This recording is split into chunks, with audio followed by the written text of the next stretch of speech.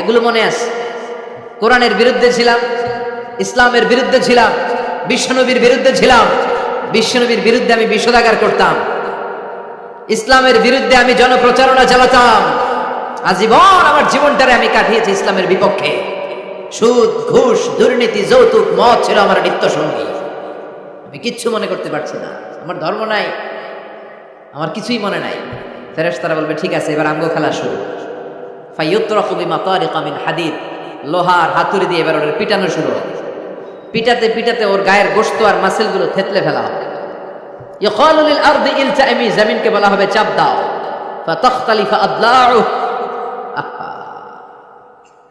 ওয়াল আয়াযু বিল্লাহ। কবরের এক পাশের মাটি আরেক পাশের মাটি এমন ভাবে চাপ দিবে, ডান পাশের পাঁজরের হাড় বাম দিকে ঢুকে যাবে, বাম দিকের হাড্ডি ডান পাশে এসে যাবে। ওর চিৎকারে পুরো কবরস্থানটা থারথার করে কাঁপবে।